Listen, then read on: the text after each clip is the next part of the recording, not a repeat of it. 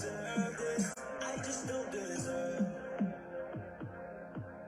And I feel I don't deserve this. I just don't deserve this. I just don't deserve.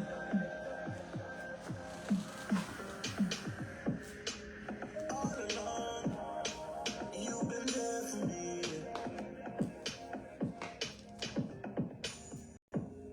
And I did you wrong, but you so care for me. Locked up in my own way, but you came and set me free.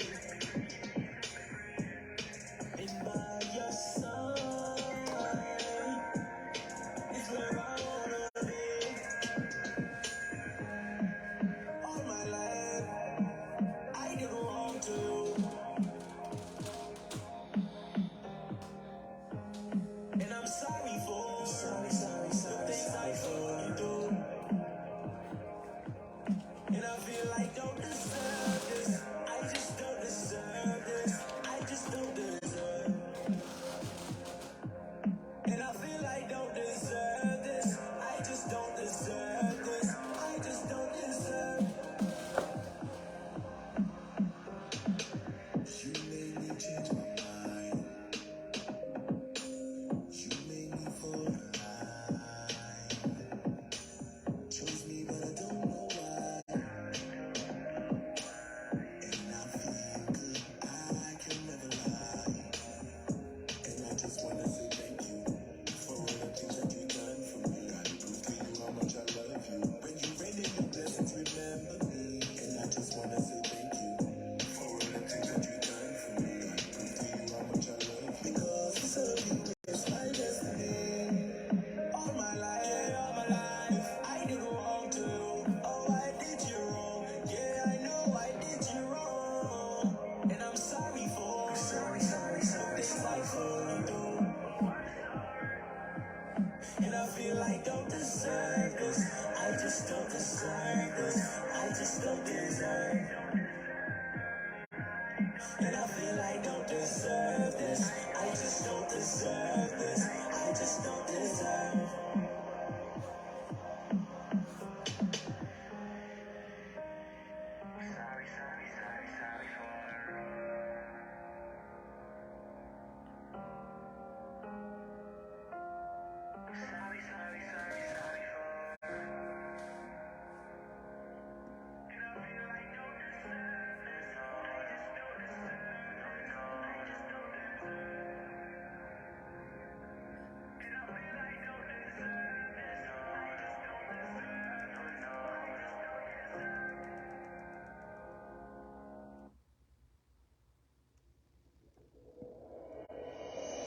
In the last 10 years, we've seen the cloud change what's possible with social and mobile applications.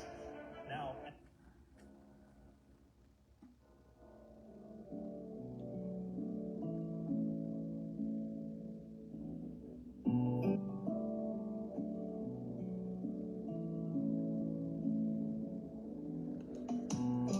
When I met you, I knew I needed more of you to teach me all your ways. Righteousness, love, fear of the Most High. So every day I pray, create in me a clean heart, and renew a right spirit within me. Casting away my presence, oh God, I wanna be in your will. Do you hear me? Do you hear me? I delight to do thy will. Dear Lord, have I hidden in my heart so that I may die daily? Get rid of the old me. Perfect in your sight is what I wanna be. So create in me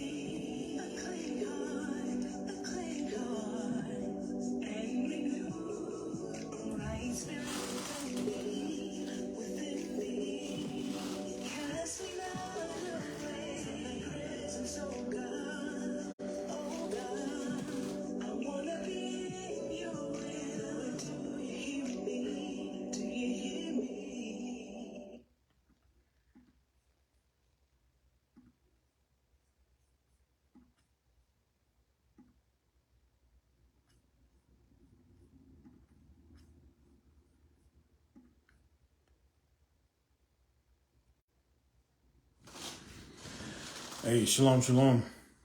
Most High Christ bless Israel. I'm Captain Josiah out of IUIC Raleigh, North Carolina. Today's topic is going to be, this is history in the AM, all right, number one. And the topic is going to be Judges chapter 1. This is my first time doing this. No IT, just me. I do have like a couple of maps and things like that.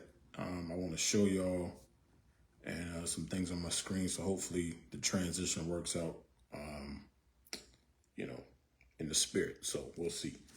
So we're just going to start. All right. Judges chapter 1.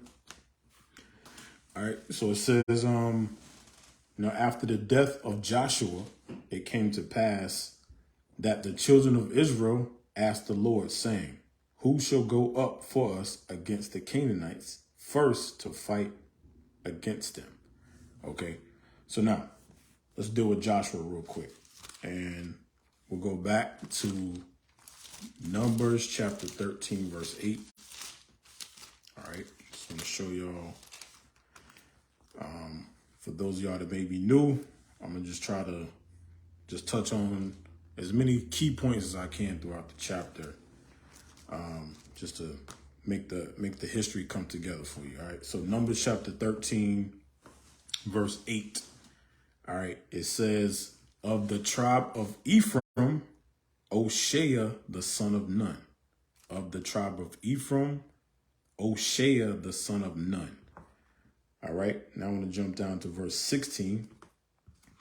It says, these are the names of the men, right, which Moses sent to spy out the land.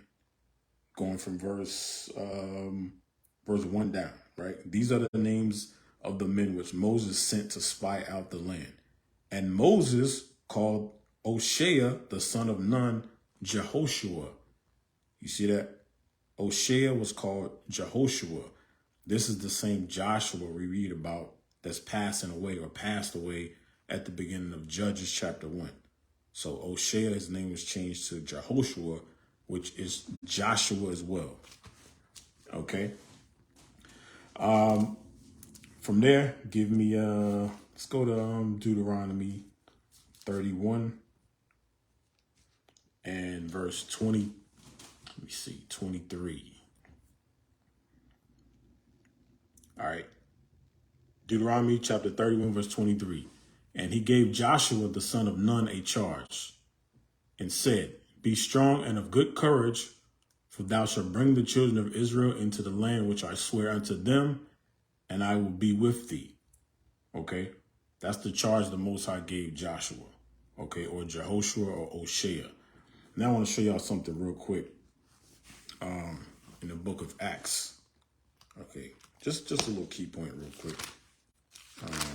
See, I have this for future reference. The book of Acts chapter 7 and verse 44 and 45. Our fathers had the tabernacle of witness in the wilderness, as he had appointed, speaking unto Moses, that he should make it according to the fashion that he hath seen. Watch this, 45. Which also so this is talking about in the wilderness, right? Which also our fathers that came after brought in with Jesus into the possession of the Gentiles. Okay. Which also our fathers that came after brought in with Jesus. That Jesus is talking about Joshua. Okay, it's the same name. If you take the Y off, Yahshua, Yeshua, same thing. There's Jesus here. Acts 7:44 is talking about Joshua, okay, in the Old Testament, quote unquote. All right, I'll show y'all one more. The book of Hebrews. Hebrews chapter 4 and verse 8. All right. I'll read 7 with it. Hebrews chapter 4, verse 7. Again, he limited a certain day, saying, in David, today after so long a time, as it is said, today, if you will hear his voice, harden not your hearts. Verse 8. For if Jesus had given them rest, then would he have not afterwards have spoken of another day? For if Jesus had given them rest, meaning the settling into the land, that's what it's talking about. If the true rest was back then, they wouldn't have spoken of another day, of a coming kingdom. Okay, so that was always temporary back then. So this Jesus again here is talking about Joshua in the Old Testament. Okay, so we established that Joshua came from the tribe of Ephraim. All right, his name was Oshea. Moses said, we're going to call you Jehoshua, which is Joshua, translated into Jesus as well. All right, back to Judges, the book of Judges, chapter 1, verse 1 again. Now, after the death of Joshua, it came to pass that the children of Israel asked the Lord, saying, who shall go up against the Canaanites first to fight against them? Okay, so now the Canaanites, let's deal with them real quick. All right, Canaanites, let's go to Genesis chapter 10. Genesis chapter 10, verse 6, we're going to start at. And the sons of Ham, Cush, Mizraim, and Phut, and Canaan. Okay, so these Canaanites come from Ham. All right, they're sons of Ham. These are the Hamitic nations. I'm going to jump down to verse 19. Okay, and the border of the Canaanites was from Sidon as thou goest to Gerar, unto Gaza as thou goest unto Sodom and Gomorrah, and Admah and Zeboam, even unto Lasha. Okay, so I wanted to highlight in that verse that the Canaanites, many of y'all hear about the ancient cities of Sodom and Gomorrah. Those were primarily Canaanite nations that inhabited those areas, or that area. Okay, so yes, the ancient Sodomites were Hamitic nations. Okay, I'll read it again. And the border of the Canaanites was from Sidon as thou goest to Gerar, unto Gaza as thou goest unto Sodom and Gomorrah. Okay, I want to show y'all something real quick dealing with Ham as well. Just let me find it real quick. Give me 1 second. I'll show y'all this on my screen. Hold on a second here. Okay, check that out. Ham. It says warm, hot, and hence the south, also an Egyptian word meaning black. Okay, Ham, warm, hot, and hence the south, also an Egyptian word meaning black. The youngest son of Noah. Okay, so Ham also means black. And guess who knows that? Esau. That's why you read in the Zondervan that Ham was the father of the dark races, but not the dark races called the Negroes. That's what it's saying there. Okay. All right. So now, let me go back here. Numbers chapter 13, verse 2. I'm going to get that real quick. Show y'all something here. Numbers 13 and 2. Send out men that they may search the land of Canaan. Okay, going back to what we read earlier, it says, send out men that they may search the land of Canaan. Okay, so oftentimes when you read in the Bible, you hear the land of Canaan. Okay, it was called that before it was called Israel. Okay, the land was always promised to our forefathers, Abraham, Isaac, and Jacob. But prior to us inhabiting, coming out of Egypt, the land was called the land of Canaan. They were the inhabitants of our land prior to that. All right, the land of Canaan, or the Canaanites. Hamitic nations, black people. Okay, it was never inhabited by Caucasians until we were fully conquered. All right. Let's see here. Back to Judges. All right. Judges chapter 1, verse 1. Now after the death of Joshua, it came to pass that the children of Israel asked the Lord, saying, who shall go up against the Canaanites first to fight against them? Why? Because they inhabited our land. It's called the land of Canaan. And the Lord said, Judah shall go up. Behold, I have delivered the land into his hand. All right. Give me Jeremiah chapter 51. Let's go there. saying gimme. I'm really talking to myself here. But Jeremiah 51, verse 20. It says, thou art my battle axe and weapons of war. For with thee I will break in pieces the nations, and with thee will I destroy kingdoms. And with thee I will break in pieces the horse and his rider, and with these will I break in pieces the chariot and his rider. So this is talking about the nation of Israel. Okay, I'll read 20 again. Thou art my battle axe and weapons of war. For with thee will I break in pieces the nations, and with thee will I destroy kingdoms. This is when the Most High Spirit is upon us as a nation. Okay, he will use us to destroy these nations. We just got to come back to him as a people.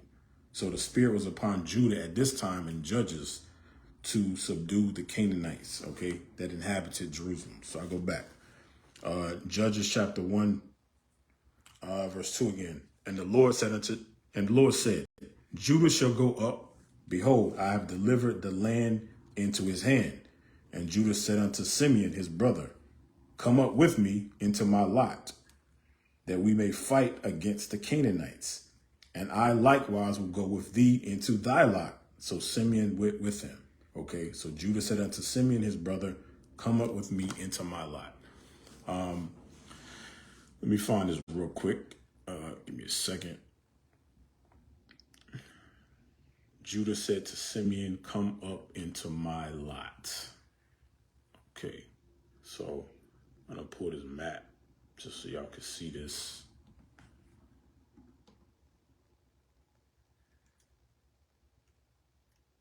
Okay, 1 second here. All right, so this is a map of the 12 tribes of Israel. Okay, you see here the allotments of Judah.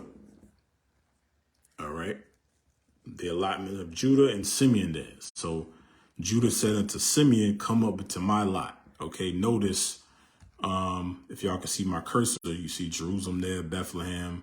All right, Judah said unto Simeon, come into my lot. All right, so they wanted Simeon's assistance to subdue the Canaanites that dwelt in the land. All right, give me a second here. All right, verse 4. And Judah went up, and the Lord delivered the Canaanites and the Perizzites into their hand. And they slew of them in Bezek 10,000 men. They slew of them in Bezek 10,000 men. I want to stop on that word, Bezek. All right. And I want to show y'all what that means. Got to show y'all my screen again. All right. Let's see here. Bezek. All right, look at that. Lightning. The residence of Adonai Bezek in the lot of Judah. Okay, lightning. The residence of Adonai Bezek in the lot of Judah. All right, but that word Bezek means lightning. All right, you may see some other meanings that mean scattered as well, and I'm going to show y'all why. Okay, lightning or scattered is what that word Bezek means. Okay, I'll read it again. And Judah went up, and the Lord delivered the Canaanites and the Perizzites into their hand. And they slew of them in Bezek, or lightning, 10,000 men.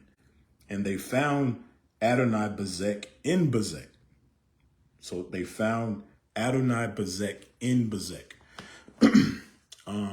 I wanted to show y'all that word as well, or break it down. I'm gonna say it like that. Give me a second. Adonai Bezek. Watch this. All right, this is the best way I can show it to y'all today. Again, I don't have IT, so give me 1 second. All right. So now when y'all look at that word in the book of Judges, it's spelled a little bit different, but it's the same word.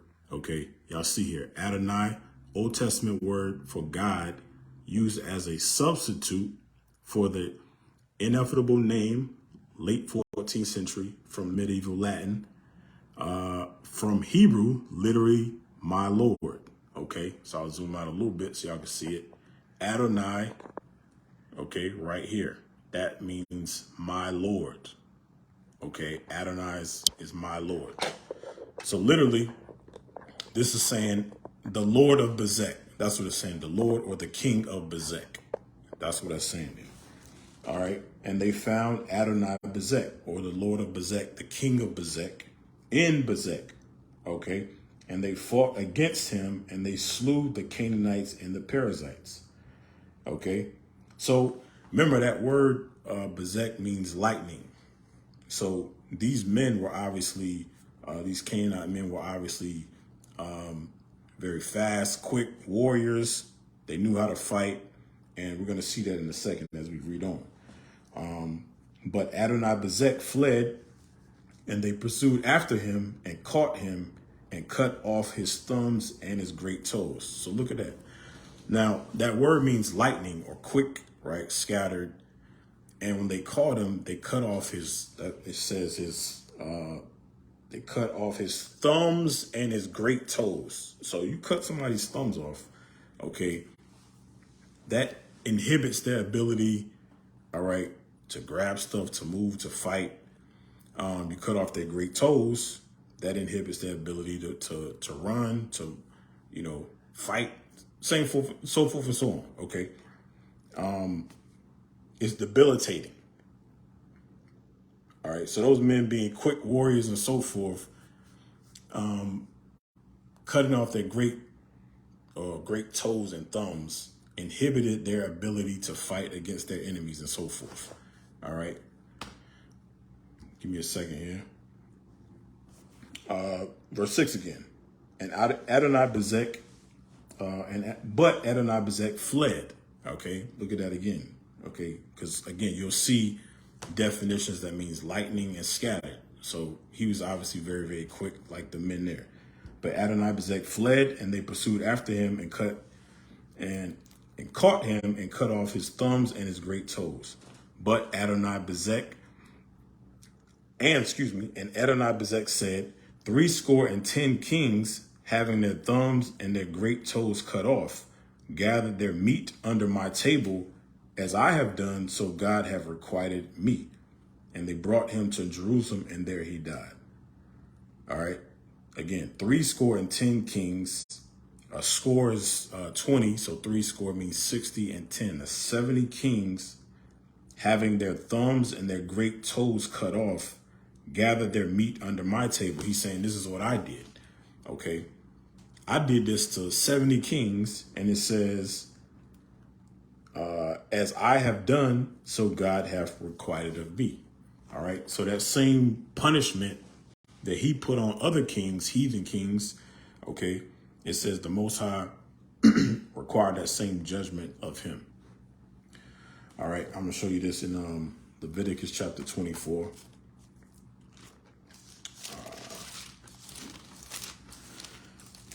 Leviticus chapter 24 and verse 17. Watch this. And he that killeth any man shall surely be put to death. And he that killeth a beast shall make it good, beast for beast. And if a man cause a blemish in his neighbor, as he hath done, so shall it be done to him. Breach for breach, eye for eye, tooth for tooth. As he hath caused a blemish in a man, so shall it be done to him again. And he that killeth a beast, he shall restore it. And he that killeth a man, he shall be put to death. Watch this.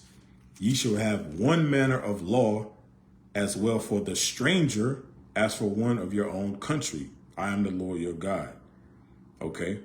So just going back to 19. I'll read 19 again. And if a man cause a blemish in his neighbor, as he have done, so shall it be done to him.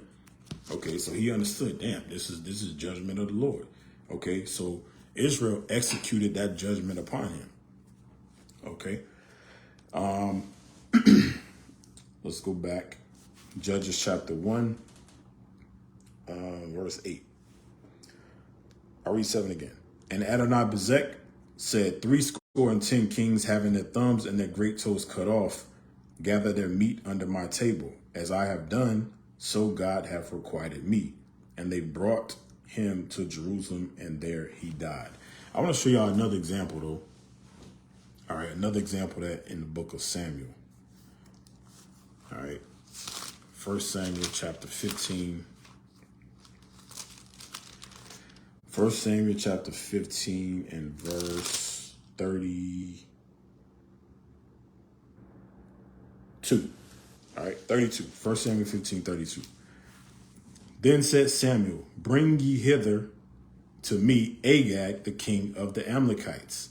And Agag came unto him delicately. And Agag said, surely the bitterness of death is past. So certainly that stuff is old. That stuff is past now. Okay. 33. And Samuel said, as thy sword have made women childless, so shall thy mother be childless among women. So look at that. As thy sword have made women childless, so shall thy mother be childless among women. And Samuel hewed Agag in pieces before the Lord in Gilgal. Okay, so same thing here. Okay, breach for breach, eye for eye, tooth for tooth. Okay, that was the judgment upon, okay, Adonai Bezek and as well as Agag. I'm just showing y'all different examples of the same thing happening there. All right, going back to the law in Leviticus chapter 24. All right, going back to Judges. Judges chapter 1, verse 8. Now the children of Judah had fought against Jerusalem and had taken it and smitten it with the edge of the sword and set the city on fire. So it says the children of Judah had fought against Jerusalem. Is that saying they were fighting their own people at this time? No. Okay, remember, the Canaanites inhabited Jerusalem before it was called Jerusalem. All right, they inhabited the land. So this term is here just to let us know which land they were fighting in. Okay, now the children of Judah had fought against Jerusalem and had taken it and smitten it with the edge of the sword. Give me 1 second. Let me see.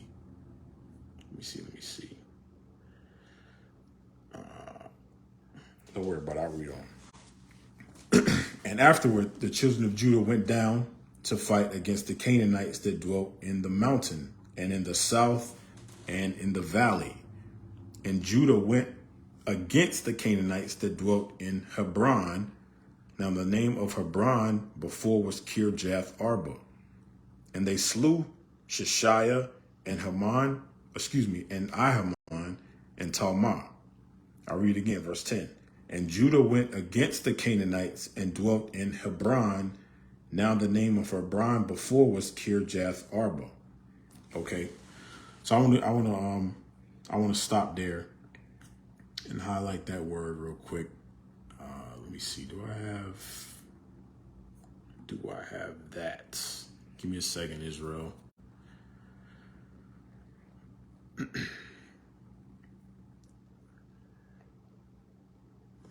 gonna show y'all. Let me go to Joshua. Joshua 15.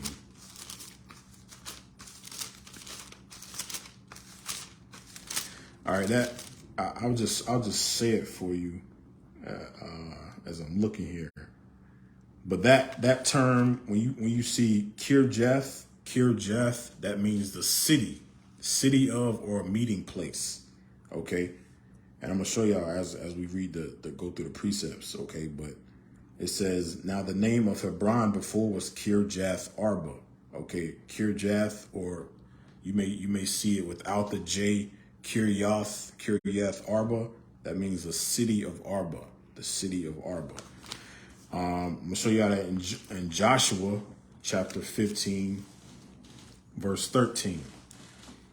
And unto Caleb, the son of Jephunneh, he gave a part among the children of Judah, according to the commandment of the Lord to Joshua, even the city of Arba. Y'all see that?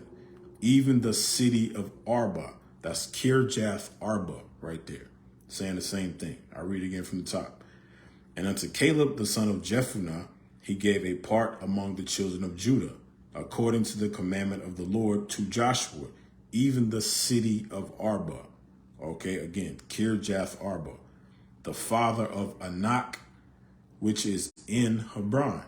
Okay, the city of Arba, the father of Anak or Anak, which is in Hebron. I do want to pull up a map. Let's see if I can find it real quick. Hebron. Give me a second. Okay, I'm gonna show y'all this map real quick right here. Okay, y'all see Judah. All right, look right there. Okay, right here, Hebron. Okay, in the land of Judah, also or formerly called Kirjath Arba, the city of Arba. All right. All right. 1 second. Okay. Go back here.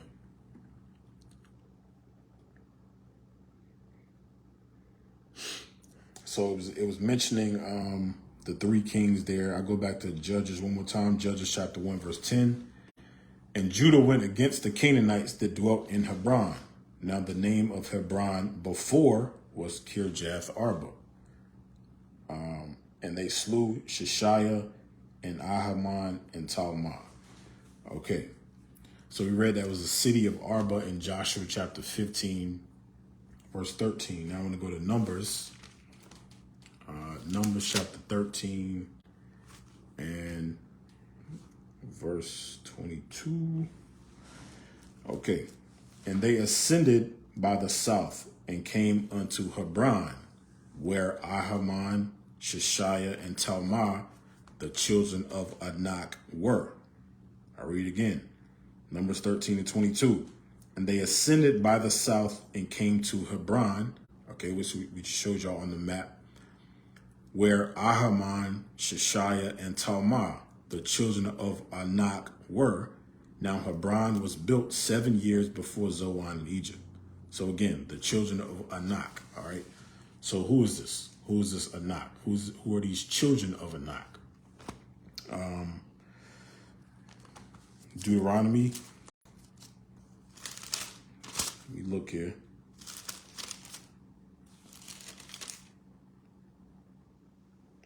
Deuteronomy chapter 9, I'll start at verse 1.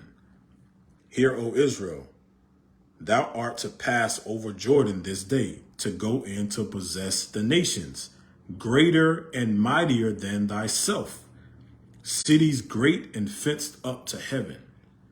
Okay, a people great and tall. Look at that. A people great and tall, the children of the Anakims.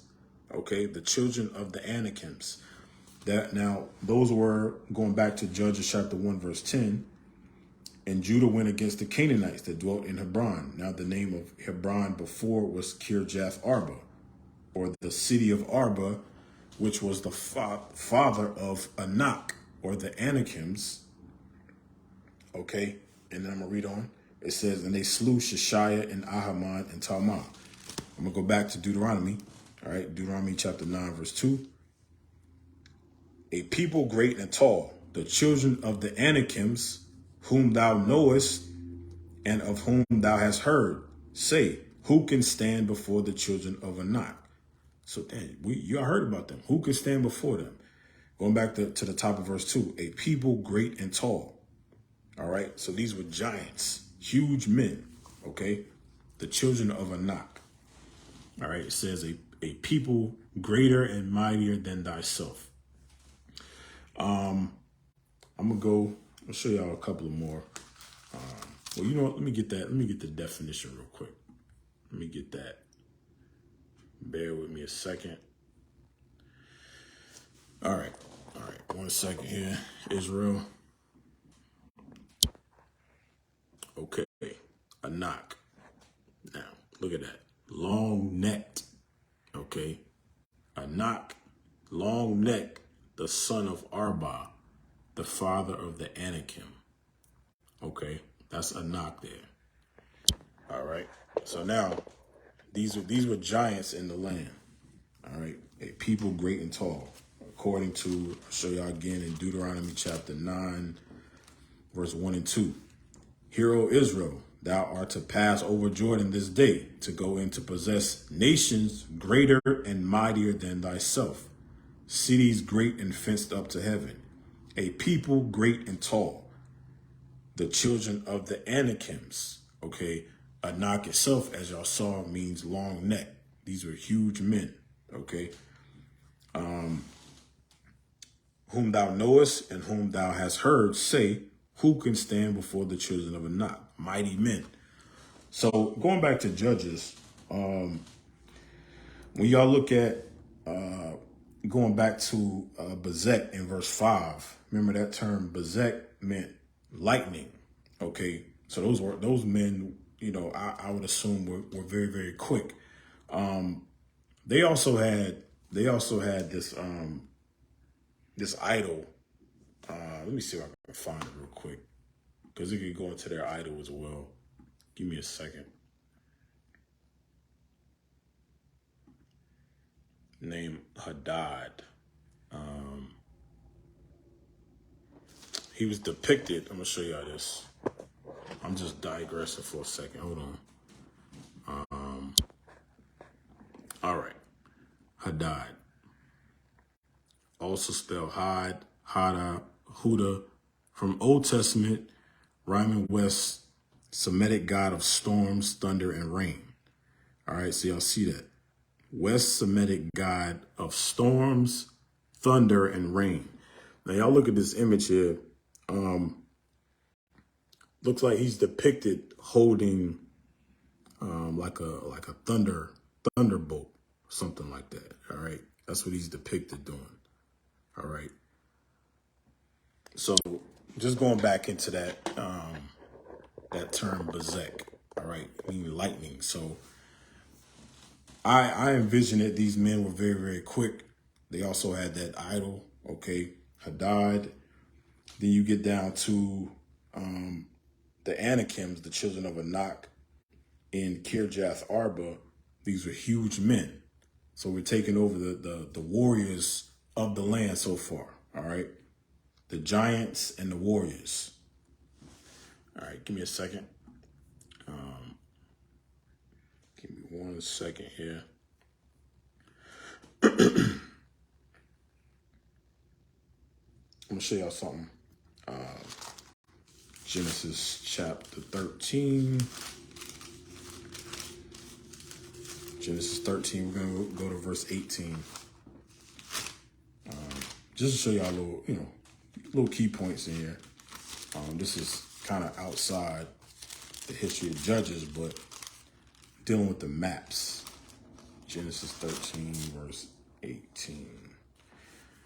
All right, watch this. Then Abram removed his tent and came and dwelt in the plain of Mamre. Okay, Abram dwelt in the plain of Mamre, which is Hebron, and built there an altar unto the Lord. So that Hebron was the same Kirjath Arba that we're reading about in Judges chapter 10. All right, I'm gonna show y'all that in a second. From there, give me a sec. Genesis 23. I'll show y'all that in a second here. Genesis 23. And I'll read 1 and 2.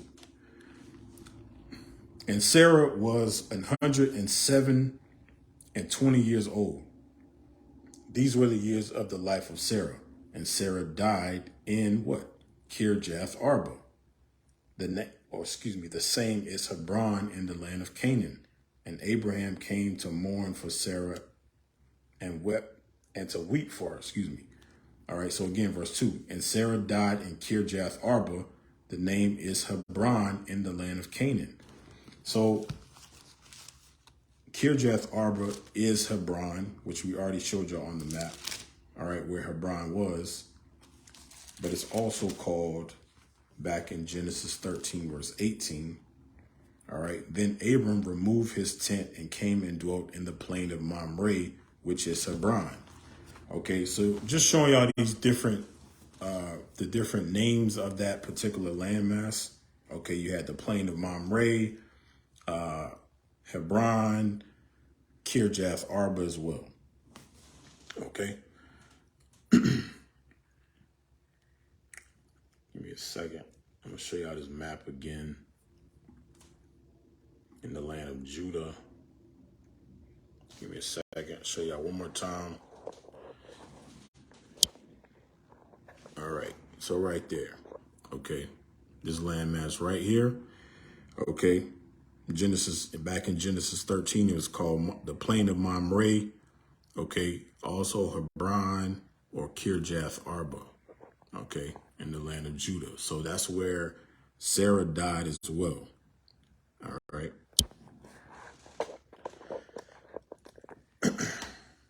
Go back.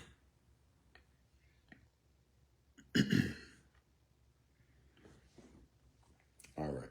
So now, we'll continue. I'll read 10 again. And Judah went against the Canaanites that dwelt in Hebron. Now the name of Hebron before was Kirjath Arba, or the city of Arba, and they slew Shishaiah and Ahiman and Talmah. Okay, remember, those were the children of Anak, or the giants that dwelt in the land. Okay, verse 11. And from thence he went. Sorry, 1 second. And from thence he went against the inhabitants of Debir, and the name of Debir before was Kirjath Sepher.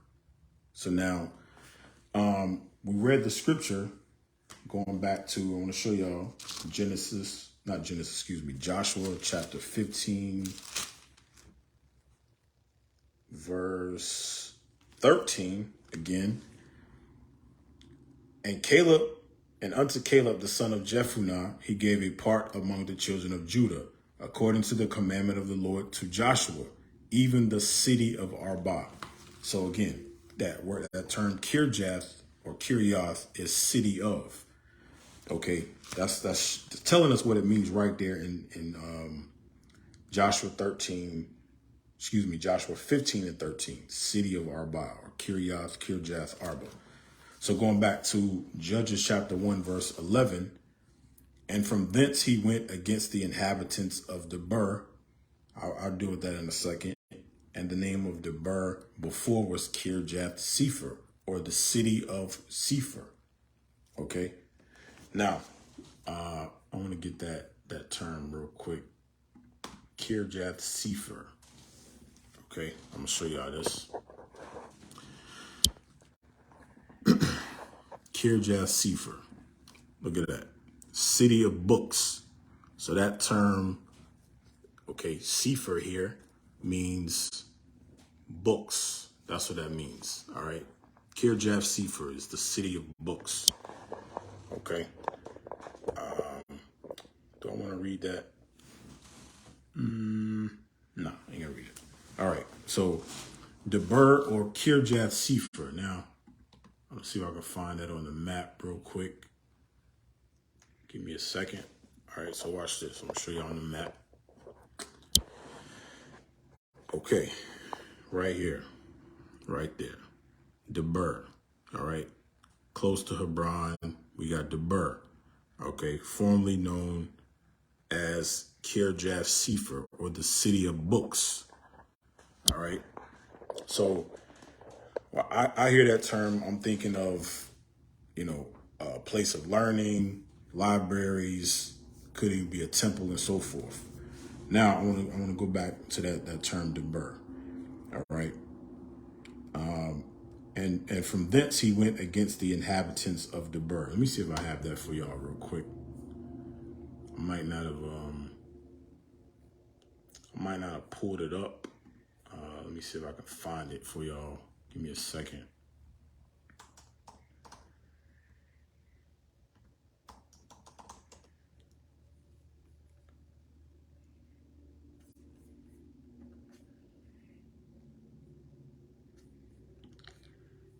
Give me a sec.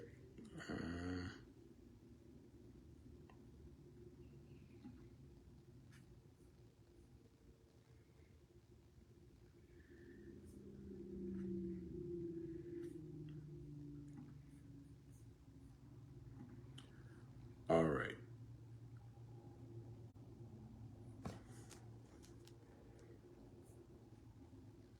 They're not really giving me what I want. I do see where it's showing orator or word. Okay. It could also mean temple. temple, orator, or word. That word deber, okay, could go into temple or sanctuary. Okay, sefer means books. Okay, so this was obviously like a place of learning, a place of worship, or a place of learning. All right, at that time. I read it again. Judges chapter 1, verse 11. And from thence he went against the inhabitants of Deber, okay, or temple, orator, or word. And the name of Deber before was Kirjath Sefer, okay, or the city of books. And Caleb said, he that smiteth Kirjath Sefer, all right, he that taketh over the city of books, and taketh it, to him will I give Oxah, my daughter, to wife. All right, so whoever can take this city, I'm going to give my daughter to wife. Oxah, okay. Let's see if I have her real quick. Hold on a sec. Yes. Oxah. So check this out. Oxah. Anklet, okay. That's what that term Oxah means. Oxah means, okay, anklet. Caleb's only daughter, okay. Oxah. So she was obviously a very beautiful sister. Her name meant anklet. So let me get that scripture in Sirach. Sirach 36. Watch this. Sirach chapter 36, verse 22. It says, the beauty of a woman cheereth the countenance, and a man loveth nothing better. If there be kindness, meekness, and comfort in her tongue, then is her husband not like other men. Okay, he that getteth a wife beginneth a possession, a help like unto himself, and a pillar of rest. I started 22 again. The beauty of a woman cheereth the countenance, and a man loveth nothing better. If there be kindness, if there be kindness, meekness, and comfort in her tongue, then is her husband not like other men. Okay. So Oxah, meaning anklet, she was a very beautiful woman. That term anklet, you think about, it's an ornament, something that you wear to be seen, you know. It's like that saying goes, like, you know, men want a beautiful woman on their arm. They want to be able to show her off and so forth. Okay. Oxah, or anklet. All right. Let me see here. Let me go to First Ezra. First Ezra chapter 4, verse 18. It says, yea, and if men have gathered together gold and silver, or any other goodly thing, do they not love a woman which is comely in favor and beauty? Do they not love a woman which is comely in favor and beauty? I want to stop on that word favor real quick. I'm gonna just look this up. I ain't gonna turn my camera around for the definition, but I just want to read favor. Okay. The term favor, y'all can look it up. It says approval or support. Approval or support, or liking for someone or something. Approval or support. So that term, yea, if men have gathered together gold and silver, or any other goodly thing, do they not love a woman which is comely in favor and beauty? So she's approved by her actions as well as her beauty as well. It's not all about her beauty. Okay. Now notice here, going back to Judges, okay, the father was involved in the process. The father was involved in who was going to take his daughter. All right. A lot of you sisters, I'm gonna just put this out here for everybody. If a brother is contacting you on his own and it's not going through the father or the leadership, it's already out of order. You're doomed for failure. Okay. If it's of the Most High's mercy and that works out, all praises. But 9 times out of 10, it doesn't work out. All right. particularly when you're going against the order that's already established. I ain't talking about people that came together in the world and you know, you got to do what you got to do to keep the order. But some of y'all are sitting in the congregation on the classes, you're listening, you're learning, and then you do the exact opposite. Good luck with that. Okay. I read again. 1 Ezra 4:18. Yea, and if men have gathered together gold and silver or any other goodly thing, do they not love a woman which is comely in favor and beauty? Okay. So it ain't just about beauty. It's about how she conducts herself, how she carries herself, and so forth. All right. 19. And letting all things, and letting all those things do they not gape and even with open mouth fix their eyes fast on her? And have not all men more desire unto her than unto silver or gold, or any other goodly thing whatsoever? Okay. A man leaveth his own father that brought him up, and his own country, and cleaveth unto his wife. He sticketh not to spend his life with his wife, and remembereth neither father nor mother nor country. By this also ye must know that women have dominion over you. Do you not labor and toil and give and bring all to the woman? Yea, a man taketh his sword and goeth his way to rob and to steal, to sell upon the sea and upon the rivers, and looketh upon a lion and goeth in the darkness, and when he hath stolen, spoiled, and robbed, he bringeth it to his love. Wherefore a man loveth his wife better than father or mother. So I just want to show y'all in verse 23, yea, a man taketh his sword. Okay. Just using it as an example of, you know, going back to Judges. All right. Back to Judges chapter 1. Verse 12 again. And Caleb said, he that smiteth or taketh his sword against the city of books or Kirjath Sepher, and taketh it, to him will I give Oxai my daughter to wife. Okay, whoever can take this city over, I'm gonna give y'all my daughter as an ornament. She gonna be a anklet, something you can put on your arm and show her off. But she was comely in favor and beauty, because look at that, she had the father's approval. Okay, she's obviously well known for her beauty and her favor. Okay, in Israel. All right. Verse 14. And it came to pass when she came to him that she moved him to ask her father for a field, and she lighted from off her ass. And Caleb said unto her, what wilt thou? Okay. And she said unto him, give me a blessing, for thou hast given me a south land. Give me also springs of water. And Caleb gave her the upper springs and the nether springs. Okay. Springs of water that she get resources and so forth. Okay. So you need water to survive. All right. So Caleb gave her those two springs there. Verse 16. And the children of the Kenite, Moses' father-in-law, went up out of the city of palm trees with the children of Judah into the wilderness of Judah, which lieth in the south of Arad, and they went and dwelt among the people. All right. So I'm going to go back up to the Kenite. And the children of the Kenite, Moses' father-in-law. Give me a sec. Let me see if I have that. Okay. All right. I got it. 1 second. The children of the Kenite. All right. See that term? Kenites means smiths.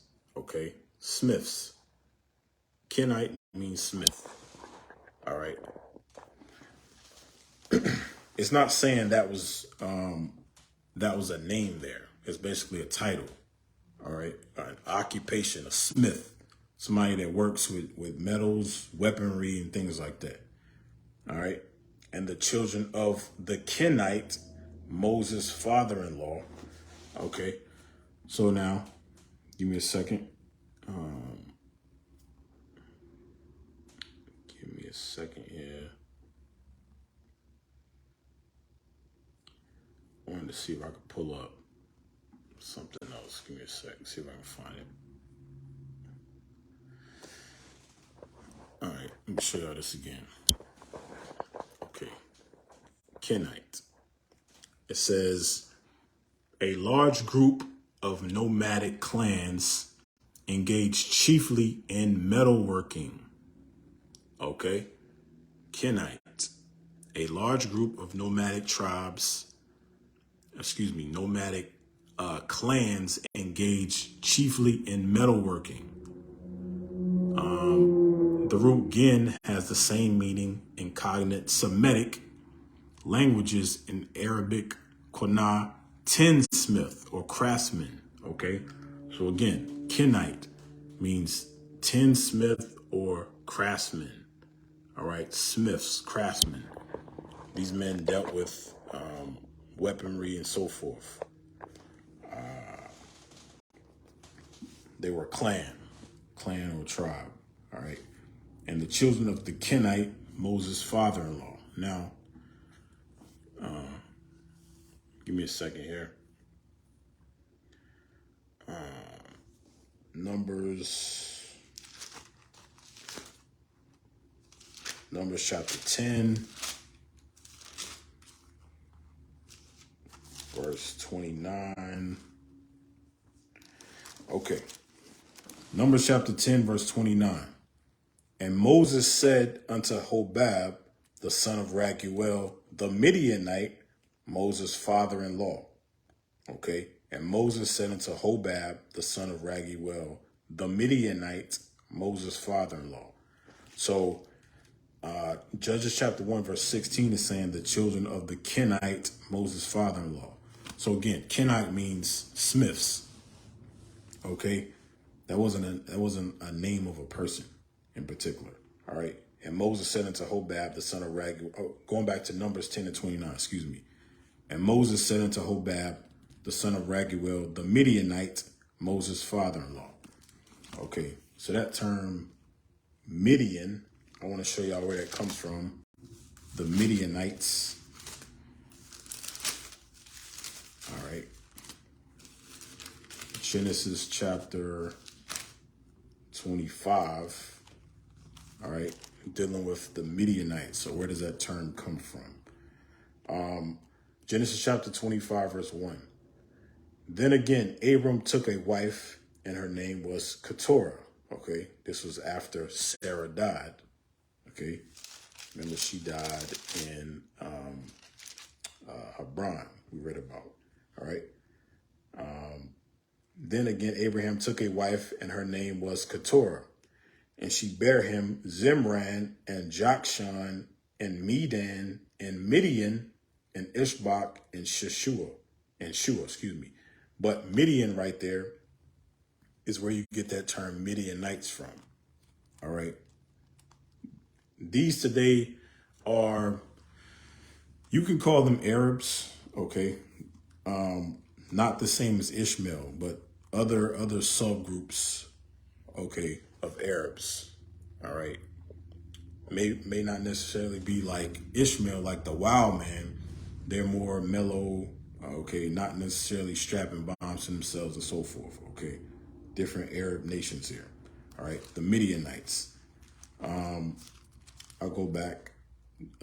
Numbers chapter 10, verse 29. And Moses said unto Hobab, the son of Raguel, the Midianite, Moses' father-in-law. So Moses' father-in-law, his daughters and so forth, dwelt in the land of Midian. That's why they were called Midianites, okay, because they dwelt in the land of Midian. That's what that's going into, okay. 1 second here. I want to see if I might just move on from there, but give me a second. Exodus. I do want to show y'all again. Hold on a second. Okay. Exodus chapter 2. Exodus chapter 2, verse 15. Now when Pharaoh heard this thing, he sought to slay Moses. But Moses fled from the face of Pharaoh and dwelt in the land of Midian. That's the proof there. And dwelt in the land of Midian, and he sat down by a well. Now the priest of Midian had 7 daughters, and they came and drew water and filled the troughs to water their father's flock. Okay. They dwelt in the land of Midian, so they were called Midianites. All right. Now, the priest of Midian, I'll read verse 17. And the shepherds came and drove them away, but Moses stood up and helped them and watered their flock. And when they had came, Reuel, their father, he said, how is it that ye are come so soon today?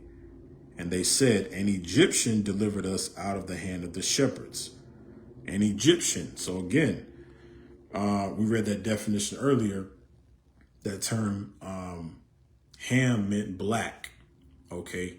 That's why going back to the Zondervan, it said he was the father of the dark races. The Egyptians were dark, just like the Israelites were dark or black. Okay. But what I'm showing y'all here is Moses' father-in-law. The other scripture called him Raguel. Right here is Reuel. Okay. Or Ruel, some may say. He dwelt in the land of Midian. All right. But they were not of the lineage of Abraham. They just dwelt in that land.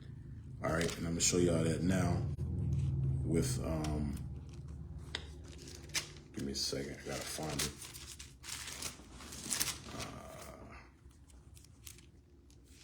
It's Numbers. Yes. Numbers chapter 12, verse 1. And Miriam and Aaron spake against Moses because of the Ethiopian woman whom he had married, for he had married an Ethiopian woman. Okay. So Moses' father-in-law were of the Ethiopian lineage, but they dwelt in the land of Midian, so they were called Midianites. Okay. Many of them, their occupation were smiths, so they were called Kenites, as smiths dwelling in the land of Midian, but they were Ethiopians. All right, I hope that makes sense. Judges chapter 1, going back to Judges, see where I stopped at. Judges chapter 1, verse 16. And the children of the Kenite, Moses' father-in-law, went up out of the city of palm trees with the children of Judah into the wilderness of Judah, which lieth in the south of Arad, and they went and dwelt among the people. Let me see if I have that. Give me a second. I'm going to show y'all that Arad on the map.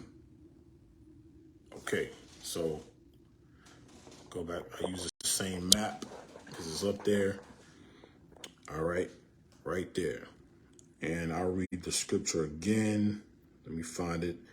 And the children of the Kenite, Moses' father-in-law, went up out of the city of palm trees with the children of Judah into the wilderness of Judah.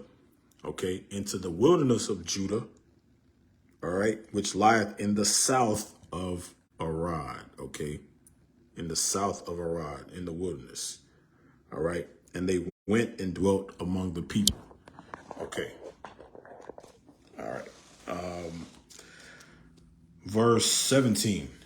And Judah went with Simeon, his brother, and they slew the Canaanites that inhabited Zaphath and utterly destroyed it. All right. That term Zaphath means watchtower. All right. Zaphath means watchtower. I'm going to see if I have it, and I may not.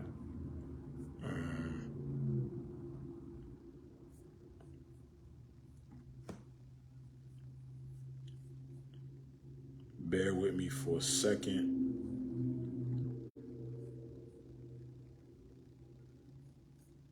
Yeah, I don't think I have it.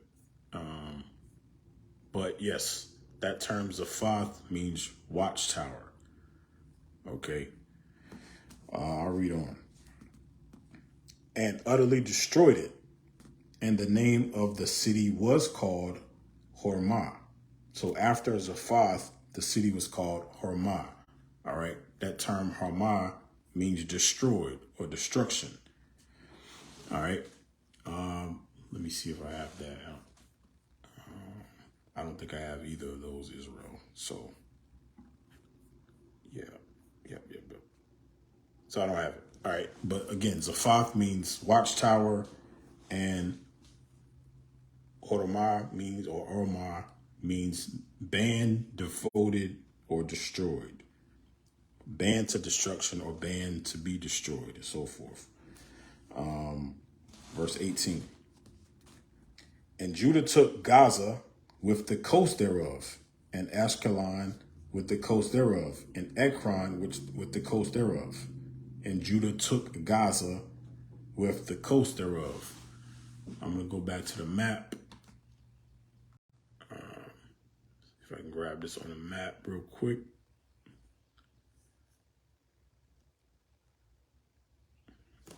I'll show y'all on the map. All right, again, Judah here, and we have Gaza. Okay, we got Gaza, we got Ashkelon there. Okay, I'll read the scripture again. And Judah went with Simeon his brother, and they slew the Canaanites that inhabited Zapha and utterly destroyed it.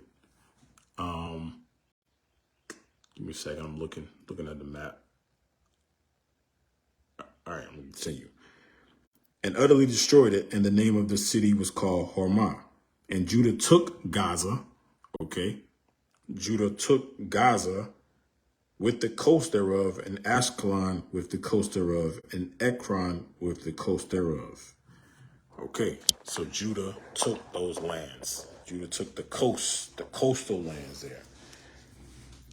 And the Lord was with Judah, and he drave out the inhabitants of the mountain, but could not drive out the inhabitants of the valley because they had chariots of iron. So Judah was able to subdue, Judah with Simeon, they were able to subdue many different lands and kings and so forth, but certain ones they weren't able to fully conquer, okay, or drive out the inhabitants utterly. It says, because they had chariots of iron. Verse 20, and they gave Hebron unto Caleb, and Moses said, and he expelled thence the three sons of Anak. I read 20 again. And they gave Hebron unto Caleb, as Moses said, and he expelled thence the three sons of Anak. Going back to verse 10. Verse 10 lists the three names, or the three sons of Anak. All right. Shishaiah, Ahaman, and Talmah. Back in verse 10. Verse 21. And the children of Benjamin did not drive out the Jebusites, okay, that inhabited Jerusalem, but the Jebusites dwelt with the children of Benjamin in Jerusalem unto this day. Okay, so now I had a book that just fell over. And the children of Benjamin did not drive out the inhabitants of Jerusalem, the Jebusites. Let me show y'all this. Let me show y'all.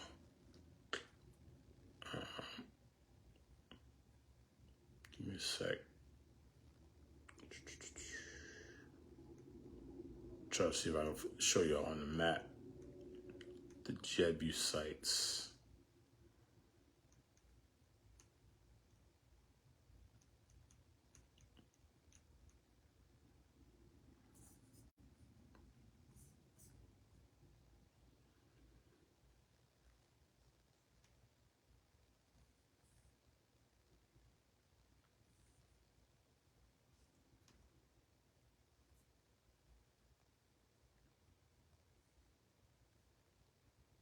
Okay. All right. I use this. I had to find a map. So this map right here, this is a different map. Okay. So right here, okay, Jerusalem or Jebus. All right. That's where that term Jebusites comes from. Okay. Jebus. All right, I'll read that verse again. Verse 21. And the children of Benjamin, did not drive out the Jebusites that inhabited Jerusalem. Okay, the Jebusites or Jebus that inhabited Jerusalem. Okay. Verse 22. And the house of Joseph, they also went up against Bethel, and the Lord was with them. All right. Let's see if I want to stop there. Bethel. And the house of Joseph sent to describe Bethel or Bethel. Now the name of the city before was Luz. Okay, so Bethel. Let me show y'all Bethel real quick. I'll see if that's on the map.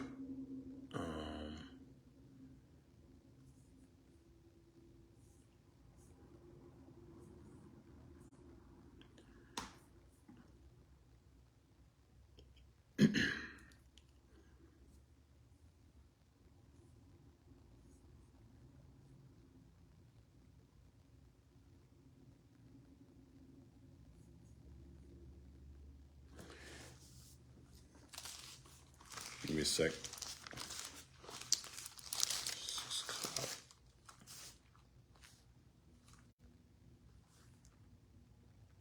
Well, I'm going to go back up real quick to verse 21. I'm going to show y'all this. Because I just showed y'all on the map, all right? It said Jebus and Jerusalem was right there. I'll read 21 again. And the children of Benjamin did not drive out the Jebusites that inhabited Jerusalem. Okay, so now let's look at Judges chapter 19 and verse 10. Judges 19 and verse 10. But the man would not tarry that night, but he rose up and departed and came over against Jebus, which is Jerusalem. Came over against Jebus, which is Jerusalem there. Okay. Okay, so the Jebus, hence you get the Jebusites. Now I want to go back so I can deal with Bethel real quick. I'll read it again in Judges chapter 1, verse 22. And the house of Joseph, they also went up against Bethel, and the Lord was with them. And the house of Joseph sent to describe Bethel. Now the name of the city before was Luz. All right, so Bethel. Genesis chapter 28. Why is it called Bethel? Genesis chapter 28. We're going to start at 10. Genesis 28, verse 10. We're going to read down. And Jacob went out from Beersheba and went toward Haran. And he lighted upon a certain place and tarried there all night, because the sun was set. And he took the stones of that place and put them for his pillows and lay down in that place to sleep. And he dreamed, and behold, a ladder. So this is a vision. Okay, he dreamed, and behold, a ladder set up on the earth. This is a ladder. It says a ladder was set up on the earth. And the top of it reached to heaven. And behold, the angels of God ascended and descended on it, on this ladder. The angels of God ascending and descending upon it, or on it. And behold, the Lord stood above it and said, I am the Lord God of Abraham, thy father, and the God of Isaac. The land whereon thou liest, to thee will I give it. Okay, to thee will I give it. We read about this all through the history. Okay, Abraham, Isaac, and Jacob, they were promised by the Most High that this land would be ours. Okay, the land that was inhabited by the Canaanites. 13 again. And behold, the Lord stood above it and said, I am the Lord God of Abraham, thy father, and the God of Isaac. The land whereon thou liest, to thee will I give it, and to thy seed, and to thy seed. Okay? And thy seed shall be as the dust of the earth, and thou shalt spread abroad to the west, and to the east, and to the north, and to the south, And in thee and in thy seed shall all the families of the earth be blessed. Do I want to keep going or skip down?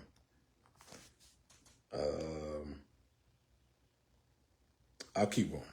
And behold, I am with thee, and will keep thee in all the places wherein thou goest, and will bring thee again into the land, for I will not leave thee until I have done that which I have spoken to thee of. And Jacob awaked out of his sleep and said, Surely the Lord God is in this place, and I knew it not. Okay, look at that. Surely the Lord God is in this place, and I knew it not. And he was afraid and said, How dreadful is this place! This is none other but the house of God. This is none other than the house of God. And this is the gate to heaven. So the gate he saw was the gate to heaven. He said this place is called the house of God, and that's the gate. I'm going to keep going. I want verse 19. Verse 18 first. And Jacob rose up early in the morning and took the stone that he had put for his pillows and set it up for a pillar and poured oil upon the top of it. So he set up a altar, right? Verse 19. And he called the name of that place Bethel, but the name of that city was called Luz at the first. So Bethel means the house of God. That's what it means. Bethel, the house of God. The proof is in verse 17 again. And he was afraid and said, How dreadful is this place! This is none other but the house of God. Okay, in verse 19, he called the place Beth El. Okay, that term El means God. Beth means house, the house of God.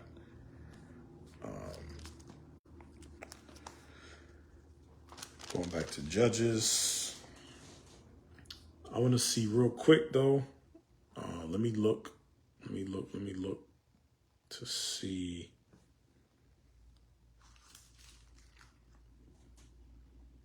I'm gonna see if I can find it on the map real quick. Israel, hold on a second.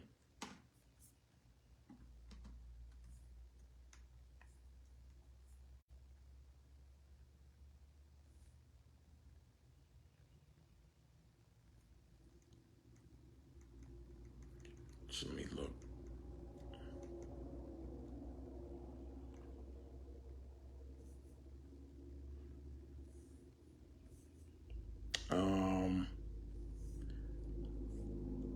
I'm gonna just move on. All right, I don't want to prolong the time.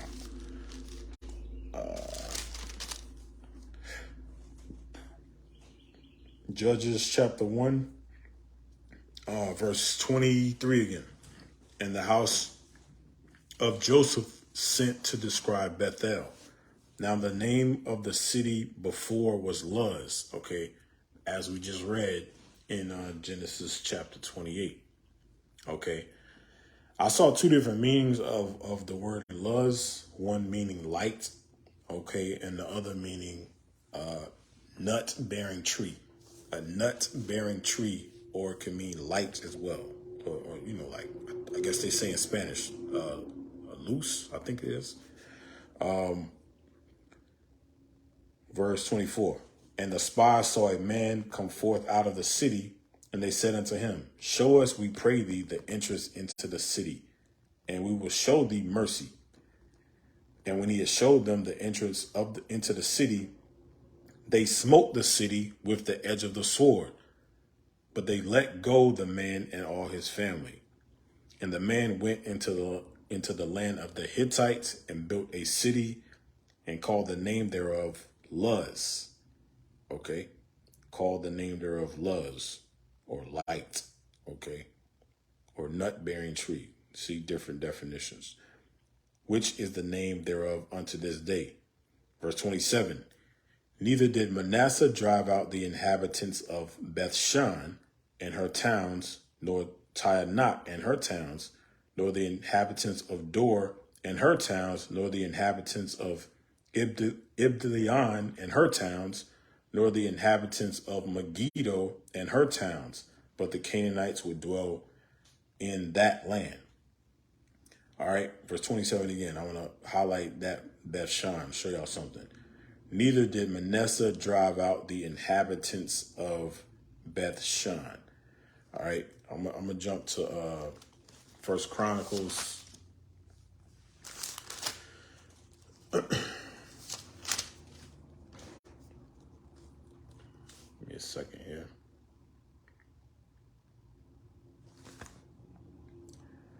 First Chronicles chapter 7 and verse 29. First Chronicles chapter 7, verse 29. And the borders of the children of Manasseh, Beth Shan and her towns. And the borders of the children of Manasseh, Beth Shan and her towns. I want to see real quick if I can find that on the map. Yeah, I've got that one. Give me a second here. Okay. Right here.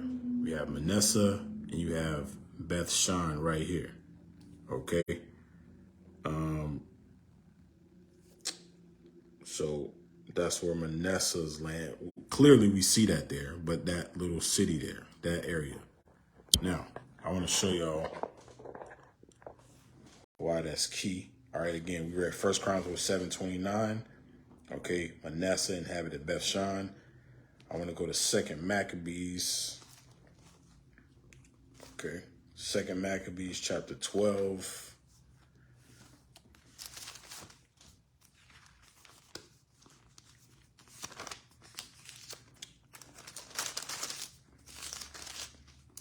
And verse 29 and 30. Before I get this, though, I want to show you this definition. Give me a second. Now, you can find this on is it Bible Hub? Yes, Bible Hub. I'm going to show y'all. All right, this website right here, Bible Hub, Beth Shan. Okay. I don't want to read all of it for the sake of time. I just want to find the point that I want to highlight real quick.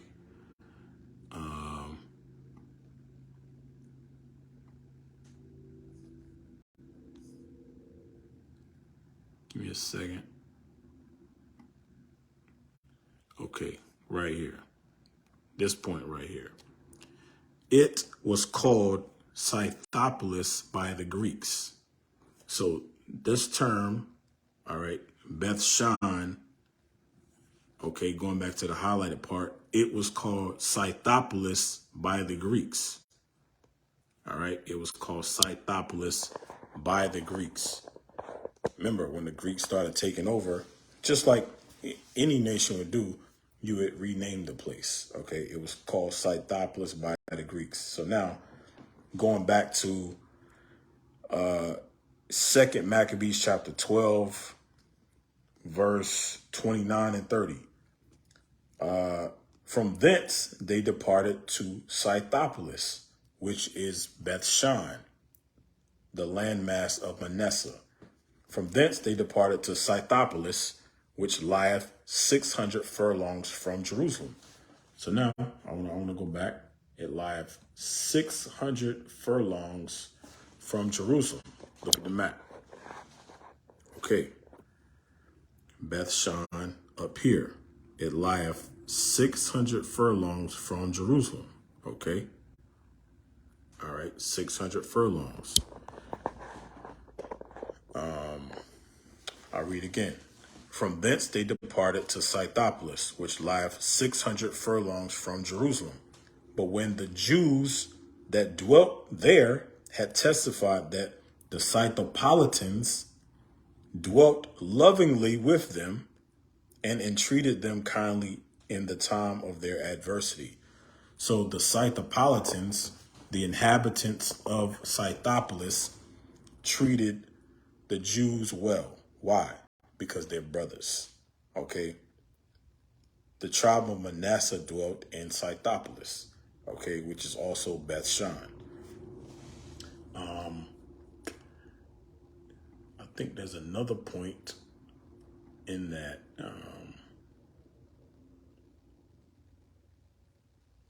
There's another point in that little article. Okay. Yes. I'm gonna show y'all this real quick. I just want to highlight it before I turn my screen around. All right. So check this out. All right. Going back to that term, Beth-shan. In 1 Kings 4:12, the name applies to the district in which the city stands. It was called Scythopolis by the Greeks. This may be connected with the invasion of Palestine by the Scythians. So again, Beth-shan, Scythopolis, and Scythians is all tied together. Okay, Scythians. Now, what does that have to do with anything? Colossians, I believe. Yes. Colossians chapter 3, verse 11. All right. This is just a little nugget. This ain't about Judges in particular, but why is that? It's mentioned in Judges for a reason. It's where Manasseh dwelt. All right. Colossians 3 and 11. Where there is neither Greek nor Jew, circumcision nor uncircumcision, barbarian, Scythian, bond nor free, but Christ is all and in all. So there, look at that. Scythian is mentioned there because why? This goes back to Scythopolis or Beth-shan, which is where Manasseh dwelt. You had Israelites that dwelt in Scythopolis called Scythians. Okay, these were not quote unquote heathen nations, meaning the other nations. These were Israelites that dwelt in that city. Okay, the tribe of Manasseh. All right, going back to Judges. What time is it? 6:22. I'm gonna stop here. Let me see if I might be able to finish. Hold on. Judges chapter 1, verse 27. Neither did Manasseh drive out the inhabitants of Beth-shan and her towns, and Taanach and her towns. Hold on a second. Nor the inhabitants of Dor and her towns, nor the inhabitants of Ibleam and her towns, nor the inhabitants of Megiddo and her towns, but the Canaanites dwelt in the land. Okay. One sec.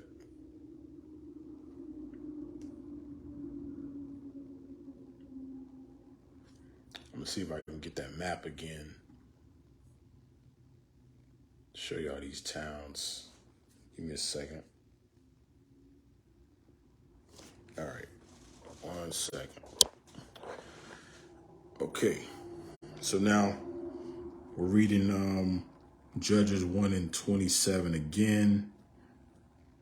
Neither did Manasseh drive out the inhabitants of Beth-shan, okay, and her towns, nor Taanach. All right, that's right there. All right, and her towns, nor the inhabitants of Dor and her towns. Okay, Dor is here on the coast here. All right, and her towns, nor the inhabitants of Ibleam and her towns, nor the inhabitants of Megiddo and her towns, but the Canaanites dwelt in that land. Let's see if I can find those other ones, because I was just looking at the map. I don't see them right now. All right. Maybe on a different map, but okay. So now that term Beth-shan, y'all can jot this down. That term Beth-shan means, okay, house of security or house of rest. All right, house of security or house of rest. That's what Beth-shan means. All right, Taanach means a sandy place.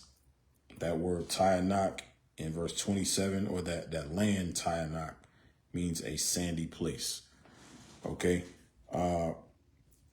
Nor the inhabitants of Dor. All right. That term Dor means dwelling. All right. Ibleam in verse 27 means people waster. Okay. People waster. That's what that means. I imagine they had idols and all type of stuff there. That's why it was called that. Ibleam, people waster. And her towns, nor the inhabitants of Megiddo and her towns. That term Megiddo means troops. All right. A place of troops, so troops. Verse 28, and it came to pass when Israel was strong that they put the Canaanites to tribute and did not utterly drive them out. So again, we had some level of success in conquering, taking over the lands, but we could not fully push the people out. Why, baby? Because we began to mingle, follow their gods, so forth. You deal with the women, all different things like that. Okay, we could not utterly drive them out. Verse 29. Neither did Ephraim drive out the Canaanites that dwelt in Gezer, but the Canaanites dwelt in Gezer among them. Let me see if I want to get that map. Show y'all that.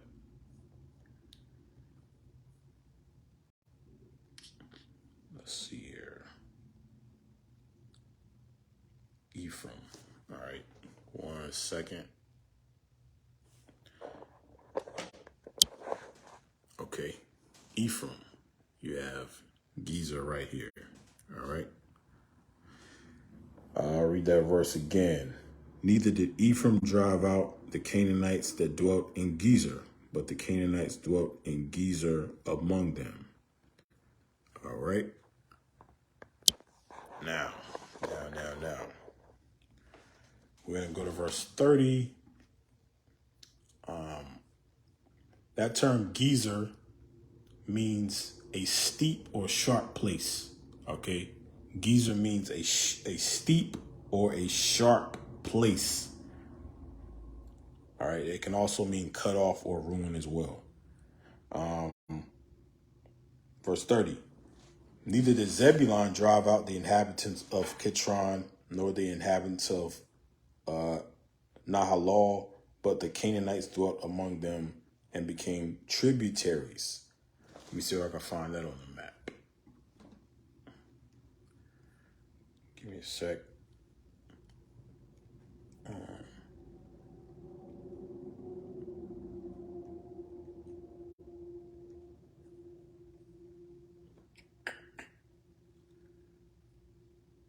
All right, so the map that I'm looking at. See if I can find another one, because I don't see those listed there.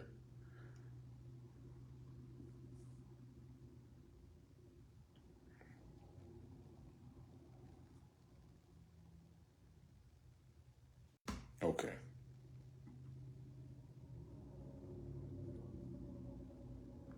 All right, so I don't see them. I don't see those lands listed on the map that I'm looking at. But that term Kitron means knotty. Okay, knotty meaning Knotty. Knotty. All right, Kitron means knotty, and Nahalal means pasture. That term means pasture. Just give y'all, the meanings of these different land masses. All right, verse 31. Neither did Asher drive out the inhabitants of Aknor, nor the inhabitants of Zidon, nor Alab, nor Akzib, nor Helbah, nor Afik, nor Rahab. Okay, now this is, again, Asher. Neither did Asher drive out. Let me look real quick to see if I can find it on the map.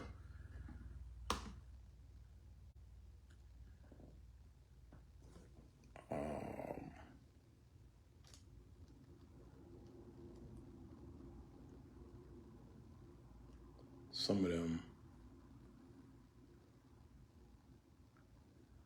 All right, I see some of them, but I don't see all of them. So I ain't gonna go to the map.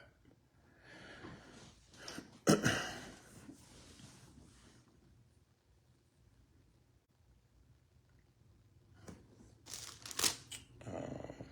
me a second. I'll read again. Verse 31 again. Neither did Asher drive out the inhabitants of Akko, nor the inhabitants of Zidon. I can't find those two, though. I mean, I'll find everything. Give me a second. Because I know that one's up there.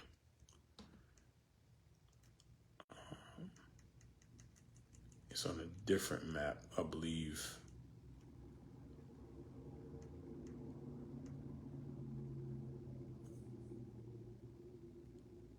I think it was on the coast. Yes. So check this out. Some of them may be there, actually. Let me see. Okay. So Asher. Y'all see right there. A Akko there. All right. Also, are the other ones there?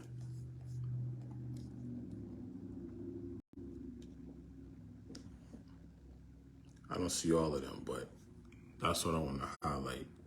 All right. A Akko there.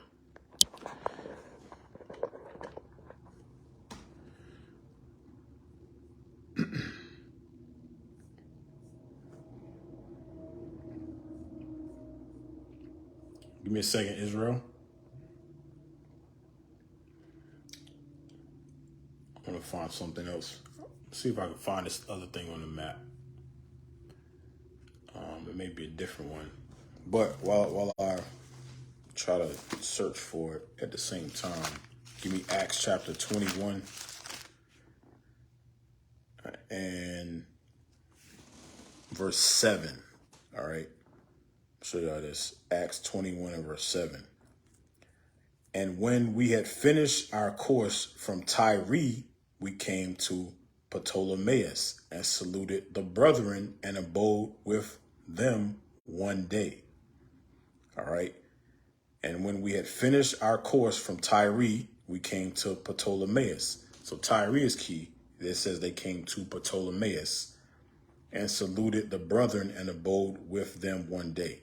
Okay. Now, let me go back to this map. Let me show y'all this. I want to read that scripture one more time as I show y'all the map.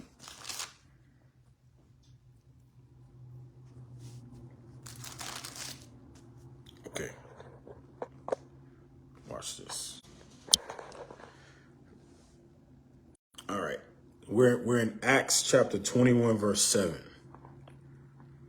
And when we had finished our course from Tyre, okay, we came to Ptolemais and saluted the brethren. Look at that. They came to Ptolemais and saluted the brethren in Ptolemais. That's also Akko. Why does that matter? Okay, let me flip back, because when you read Judges chapter 1, verse 31, neither did Asher drive out the inhabitants of Akko. So Asher took this land, but you still had some of the Canaanites that dwelt there, but this was Asher's territory here. Asher, okay? So again, you had, let me get James 1 and 1. All right, James 1 and 1. James, a servant of God and of the Lord Jesus, to the 12 tribes which are scattered abroad, greetings. So we see the allotments of lands even back then. It's telling us where Israel dwelt. Akko was renamed Ptolemais. Asher dwelt there. But the Israel was scattered abroad even beyond what we see on the map at that time. Okay? And even more in this time. Okay? We're in the fourth part of earth, according to Revelation. So now, going back, I'm going to try to get through these last couple of verses, Israel, so we don't have to come back to this. So those terms in or names in verse 31, like I said, a ko means sultry. I didn't say it yet, but a ko means sultry or sandy. Okay, also called Ptolemaeus. It was renamed Ptolemaeus, but that was Asher's land. Okay, Zion means fishery, or Zidon's fishery. Okay, it was on the coast, Mediterranean coast, all right, near Tyre. Akalab means fatness. All right, Akalab means, or Alab, same thing, fatness. Okay, Akzib means falsehood. That term Akzib means falsehood. Okay, Heblah is also fatness. Heblah means fatness. Afik means stronghold. Okay, Afik means stronghold.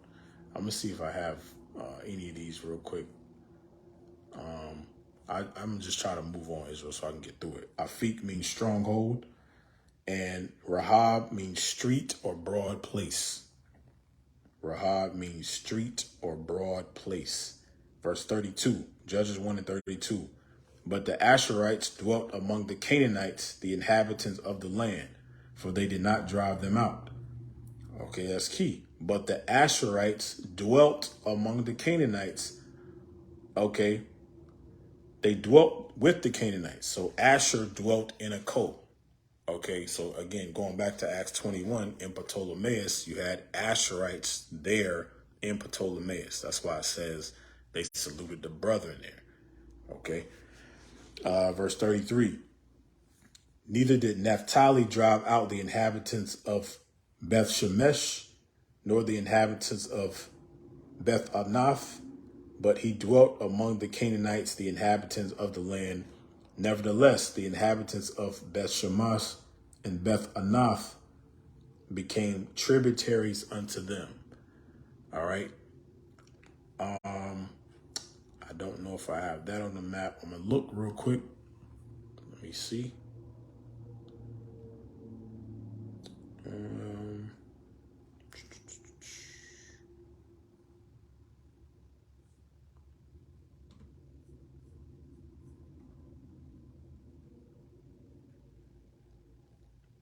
Okay, I don't see it. But remember, that term Beth means house. All right. We read that earlier in Genesis 28. Bethel, when Jacob called it the house of God, or Bethel, that term Beth means house. All right, so we're looking here at Beth Shemesh, all right, which means the house of sun, and Beth Anath means the house of answers. All right, so we got the house of sun and the house of answers. Verse 34, and the Amorites forced the children of Dan into the mountain, for they would not suffer them to come down to the valley. But the Amorites would dwell in the mount of Horez, in Ayalon, and in Sheabim. Yet the hand of the house of Joseph prevailed, so that they became tributaries. Okay. All right. Horez means sun. Ayalon means the place of deer, or the places of deer. Okay. And Sheabim means the places of foxes. Sheabim means the places of foxes. I read 35 again. But the Amorites would dwell in the Mount of Horez, in Aijalon, in Shealabim.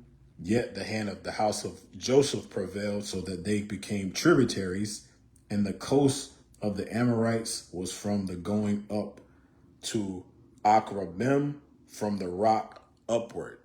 It says Akrabim, from the rock upward. Okay, and that term Akrabim means the place of scorpions, the place of scorpions. So we were able to get through it. Let me see.